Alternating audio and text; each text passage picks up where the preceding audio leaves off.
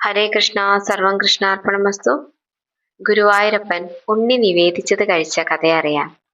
ഗുരുവായൂർ ക്ഷേത്രത്തിൽ നിന്ന് ഉദ്ദേശം 1 മൈൽ അകലെയുണ്ടായിരുന്ന നെന്മേനി ഇല്ലത്തെ ഒരു നമ്പൂതിരിയായിരുന്നു ഒരു കാലത്ത് ഗുരുവായൂർ ക്ഷേത്രത്തിലെ മേൽശാന്തി. ഒരു ദിവസം എന്തോ കാരണവശാൽ മേൽശാന്തിക്ക് മുടക്കം സംഭവിച്ചു. അന്ന് ഇല്ലത്തെ ഒരു ഉണ്ണിയായിരുന്നു പൂജയ്ക്ക് നിയോഗിക്കപ്പെട്ടത്.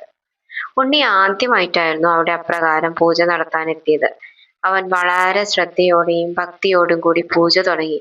നിവേദ്യത്തിന്റെ സമയമായപ്പോൾ നിവേദ്യ സാധനങ്ങളെല്ലാം ഭഗവാന്റെ മുന്നിൽ സമർപ്പിച്ചു. എന്നാൽ ഭഗവാൻ ഒന്നും സ്വീകരിക്കുന്നത് കാണാതെ ഉണ്ണിക്ക് വലിയ സങ്കടായി. താൻ പൂജ ചെയ്തത് ശരിയാകാഞ്ഞിട്ടാണോ, നിവേദ്യത്തിന് സ്വാദില്ലാഞ്ഞിട്ടാണോ, എന്താ ഭഗവാൻ ഒന്നും കഴിക്കാത്തത് എന്ന് വിചാരിച്ച ആ ഉണ്ണി വിഷമത്തിലാണ്ടു. ഉണ്ണാൻ വിഭവങ്ങൾ കുറഞ്ഞിട്ടാകുമോ എന്ന് സംശയിച്ചു ഉണ്ണി അടുത്തെവിടേക്കോ പോയി ഉറത്തൈരും കടുമാങ്ങയും ഒക്കെ കൊണ്ടുവന്ന് നിവേദ്യമായി സമർപ്പിച്ചു. എന്നിട്ട് ഭഗവാനോട് പ്രാർത്ഥിച്ചു.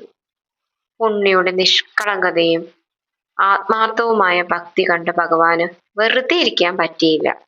ഭക്തപരാധീനനായ ഗുരുവായൂരപ്പൻ നിവേദ്യമെല്ലാം ഭക്ഷിച്ചു. ഉണ്ണിക്ക് സന്തോഷായി.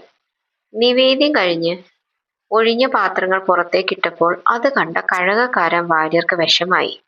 സാധാരണ ദിവസങ്ങളിലുള്ള പോലെ പാത്രങ്ങളിലൊന്നും ഭക്ഷണമില്ല, ഒരു വറ്റുപോലും കാണാനില്ല.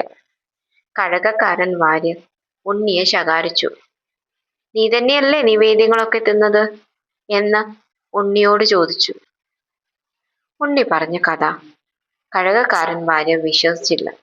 അന്ന് ഉണ്ണി ഇല്ലത്തേക്ക് മടങ്ങി. പിറ്റേ ദിവസം മേൽശാന്തി പൂജയ്ക്കെത്തിയപ്പോൾ വാര്യർ വിവരങ്ങളെല്ലാം പറഞ്ഞു ധരിപ്പിച്ചു. മേൽശാന്തിക്ക് വിഷമമായി. അദ്ദേഹം ഉണ്ണിക്ക് തക്ക ശിക്ഷ കൊടുക്കണമെന്ന് തീരുമാനിച്ചു. അപ്പോൾ ശ്രീകോവിലിൽ നിന്നൊരു അശരീരി കേട്ടു. നിവേദ്യം ഭക്ഷിച്ചത് ഉണ്ണിയല്ല, ഞാൻ തന്നെയാണ്. എല്ലാവരും അത്ഭുതപ്പെട്ടുപോയി. ഭഗവാന്റെ ലീലകൾ എല്ലാവർക്കും വിശ്വസിക്കാനായില്ല.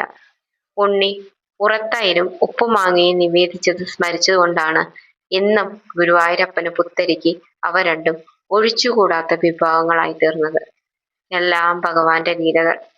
ഹരേ കൃഷ്ണ. സർവം കൃഷ്ണാർപ്പണമസ്തു.